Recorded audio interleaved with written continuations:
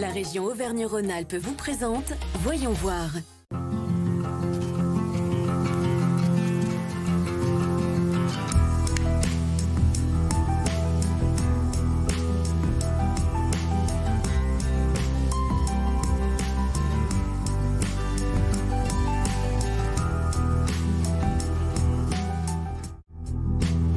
Bonjour et bienvenue dans ce nouveau numéro de Voyons voir consacré aux livres. La création, la fabrication, l'édition ou encore la commercialisation d'un ouvrage sont le résultat de nombreuses étapes qui constituent la chaîne du livre. Cette filière ne serait donc rien sans les passionnés qui la composent. L'équipe de Voyons voir est partie à la rencontre de certains qui la rendent si riche. Direction le Puy-en-Velay avec Laetitia Devernay, autrice, illustratrice. Bonjour Laetitia. Bonjour. Donc merci de nous accueillir au sein de votre lieu de création. La première question que j'ai envie de vous poser, c'est comment est-ce qu'on travaille quand on est une auteure-illustratrice? Quand je travaille sur un album, je commence par faire des images et je décline cette image. Et c'est par rapport à une série d'images ou une première image clé que je vais décliner une narration. Donc c'est plutôt, je viens plutôt d'abord travailler sur une couleur, une matière, une image première qui va être forte, qui me semble suffisamment forte pour après porter une narration. Je travaille sur des petits carnets de croquis, j'en ai une dizaine. Et puis c'est un peu des carnets de croquis pas à thème, mais du coup où je vais travailler sur un carnet, je vais travailler des personnages, sur un autre je vais venir travailler de la narration, sur un autre je vais travailler la trame. Et c'est ces petits bouts d'images qui vont après devenir des gros projets sur lesquels je vais travailler pendant 1, 2 ou 3 ans. Et est-ce que le fait d'être dans une ville comme le Puy-en-Velay, entourée de montagnes, de campagnes, est-ce que c'est propice à votre inspiration, vous pensez? Alors ce qui est propice à mon inspiration, c'est que la vie au Puy-en-Velay est une vie très sereine, très tranquille. Et du coup, au niveau de la concentration, je suis assez concentrée sur ce que je fais. Je vis calmement, j'ai une vie qui est assez paisible et ça me permet de vraiment me concentrer sur mes projets. Quand je suis dans mon atelier, déjà j'ai un atelier qui est plus grand, qui est plus du coup confortable, où j'ai vraiment tout mon matériel qui est installé, je peux vraiment venir travailler en toute quiétude. À qui est-ce que vous vous adressez? Oui. À un jeune public, à tout public? C'est une question qui est très intéressante parce qu'en fait, en France, culturellement, on offre les images aux enfants. Du coup, les maisons d'édition qui offrent des images sont naturellement des maisons d'édition destinées à la jeunesse. Mais moi, c'est un critère que je ne prends pas en compte en fait quand je travaille. Je ne me dis pas je vais travailler pour les 3-5 ans ou pour les 7-12 ans. Je travaille pour un lecteur et je prends au sérieux mon lecteur. Donc je veux vraiment faire des images qui sont construites mais qui ne sont pas forcément des images douces, sucrées, arrondies. Je vais faire des images pour tous. Et en dehors de votre métier d'auteur-illustratrice, est-ce que vous avez besoin de faire d'autres activités, une nécessité ou financière ou vitale? Oui, tout à fait. Financière, parce qu'en fait, les droits d'auteur, c'est pas énorme. Donc moi, je peux pas vivre que de mes droits d'auteur. Donc je rencontre beaucoup les enfants, mais après, je le fais avec grand plaisir, en fait. Pour moi, c'est important finalement, la chaîne du livre, c'est ça, c'est la petite graine dont on parlait tout à l'heure, de l'idée première, qui va grandir, qui va passer par les maisons d'édition, l'imprimeur, le libraire, etc., mais jusqu'au lecteur. Et je trouve ça hyper intéressant en fait de venir rencontrer ces lecteurs. Et quels sont vos projets à venir? Là, vous travaillez sur des projets ou... Oui, je viens de terminer du coup ce livre qui est un travail de commande qui va s'appeler Color, qui est un livre pour les tout petits, un livre tout cartonné donc pour les 0-3 ans sur les couleurs. Et puis après, j'ai un projet personnel qui va s'appeler Acrobatie. Et qui est un projet de grande envergure parce que ça fait plusieurs années que je travaille. Et je dois rendre ces planches à la fin de l'année, voire au début de l'année prochaine. Donc voilà, pour une sortie prévue en juin. Donc ça y est, ça se concrétise, donc c'est chouette. Et tout de suite, direction Saint-Étienne pour découvrir les éditions Jargy. Des éditions associatives qui ont suscité beaucoup de vocations autour de la bande dessinée, mettant en lumière de nombreux talents émergents. En région, l'édition de BD, c'est évidemment Glénat, l'historique, mais aussi de plus petites maisons d'édition indépendantes. On en trouve à Grenoble, à Lyon, mais aussi à Saint-Étienne, la ville de Challans, et Chantal Montelier. Nous, Saint-Étienne, il y a Jargy, voilà, c'est dans les grandes villes en Rhône-Alpes, il y a des éditeurs et Jargy se met dans cette optique-là.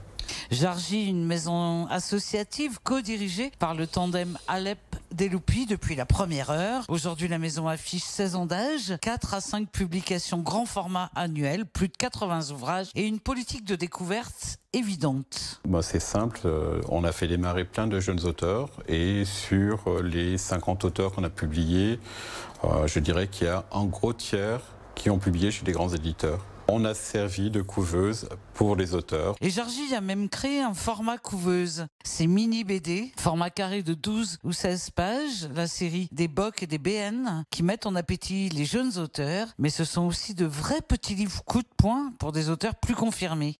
Je vois un auteur comme Yvan Brun, par exemple, qui a fait le petit BN qui s'appelle Looping. Ce bouquin-là, c'est pas un bouquin qui aurait pu être publié chez Glénat. Voilà, c'est quelqu'un qui a besoin aussi de passer des messages, d'avoir des choses peut-être parfois plus intimes à raconter, qui vont moins plaire à un gros éditeur. Donc oui, on a besoin de tous les éditeurs pour pouvoir raconter toutes les histoires qui nous passent par la tête. Et c'est donc toute cette variété qui est chez Georgie, qui en parlait Stéphanois, décrit un personnage taquin qui a la bougeotte. Georgie, des éditeurs Bougeons, qui peuvent être fiers de ce qu'ils ont fabriqué ici à Saint-Étienne. Le seul truc, je dirais que tout ce qu'on a publié, c'est Serge et c'est moi. Voilà. C'est un peu, ça nous ressemble. On n'a pas créé un manque. Il n'y avait pas un manque avant nous. Personne ne réclamait une maison d'édition. Mais le fait d'en faire une, ça a engendré un courant, un système, pas une école, j'aime pas du tout ce terme, il n'y a pas d'école Georgie. Les livres qu'on a publiés le prouvent. Il n'y a rien, il n'y a pas de livres qui se ressemblent. Il y a peut-être des courants semblables, mais il y a des livres assez différents. Mais le fait de faire une maison d'édition ici à Saint-Étienne, ça a attiré tous les gens qui étaient susceptibles de faire des choses, qui avaient envie de faire du dessin, qui avaient envie de faire de l'image, qui avaient envie de raconter des choses et qui sont venus naturellement à nous. Et ça, c'est génial. C'est de ça dont je suis le plus content et le plus fier.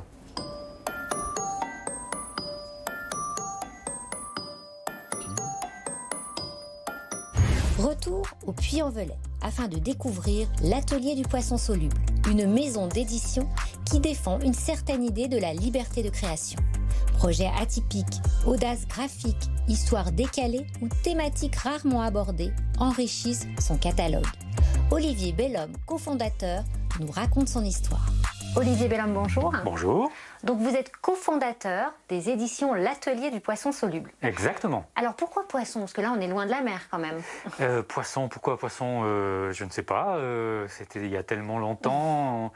Quand on a cherché un nom, effectivement, on en a aligné des dizaines sur une feuille. Et quand on est arrivé à Poisson Soluble, cette association un peu improbable, on s'est arrêté de chercher. En fait, on a retenu celui-ci. Vous êtes des éditions indépendantes. Alors est-ce que vous pouvez nous expliquer pourquoi? On est tombé dans l'édition quand on était petit, comme ça, sans faire attention, sans faire exprès, sans projet. On était au lycée, on s'ennuyait un petit peu. On s'est inventé avec Stéphane Cario, mon associé, une histoire pour nous. Moi, j'ai apporté un petit bout d'histoire qu'il illustrait comme ça pendant un an. Et on s'est retrouvé avec une histoire qui ressemblait à une histoire pour enfants. Et on a eu envie, en fait, de le publier. Donc on a créé une association Loi 1901 à l'époque pour publier ce titre-là. Et on est resté indépendant. En fait, on a appris notre métier comme ça au fur et à mesure. Et nous voilà ce soir. Est-ce que vous pouvez nous expliquer comment ça fonctionne le métier d'éditeur? C'est une sorte de chef d'orchestre qui donne des instructions à l'auteur sur un projet qu'il a déjà plus ou moins achevé. Un illustrateur qui va travailler sur ce texte-là, et ensuite un maquettiste qui va mettre en page les travaux de l'un et de l'autre, et un imprimeur qui va fabriquer dans un format défini, avec une pagination définie, un papier choisi, pour obtenir un objet en plusieurs milliers d'exemplaires. Mais à la base, il y a quand même un choix de votre part, un choix éditorial, un choix... Comment est-ce que ça se fait? Sur quels critères? Alors c'est essentiellement des coups de cœur. On reçoit pratiquement une dizaine de projets par jour pour n'en retenir que 12 par an. Et puis de temps en temps, quand même, on en pré-retient. On se fait une réunion éditoriale pour décider ensemble, toute l'équipe, quels livres vont paraître dans les mois et les années qui viennent. Combien de temps ça prend, en fait, depuis le début, le repérage de l'auteur, de l'illustrateur, jusqu'au livre? Ça peut prendre quelques mois seulement. Comme il y a des livres qui ont demandé beaucoup plus de travail et qui ont mis plusieurs années avant de voir le jour. Et vous les distribuez où, vos livres, derrière? Alors les livres sont ensuite diffusés et distribués dans toutes les librairies de France et au-delà, dans les pays francophones, voilà, Belgique, Suisse, Québec, et également en fait dans le monde entier où il y a des librairies françaises dans les grosses villes de beaucoup de pays. Est-ce que la loi Langue, qui a donc instauré le livre à prix unique, ça change quelque chose dans votre métier? Ça change tout. Ah oui, on existe aujourd'hui, et après 31 ans d'existence, c'est grâce à cette loi-là. Parce qu'il y a encore un tissu de librairie en France qui nous permet d'exister et de présenter des choses un petit peu différentes. Selon vous, quelle qualité il faut pour devenir éditeur?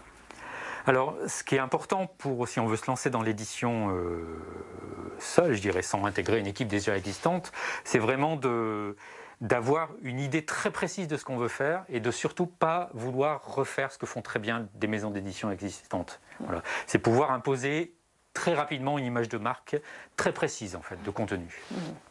Eh ben merci Olivier de nous avoir reçus. Et puis on rappelle à nos téléspectateurs qu'ils peuvent trouver tous vos livres dans les librairies indépendantes. Voilà, dans toutes les bonnes librairies et dans quelques mauvaises aussi. Chaque année, des milliers de nouveaux titres sont commercialisés en France. Avec de nombreux romanciers, illustrateurs, éditeurs, festivals ou encore librairies, la filière du livre est particulièrement riche dans notre région. Une filière économique qui s'inscrit pleinement comme une industrie culturelle forte.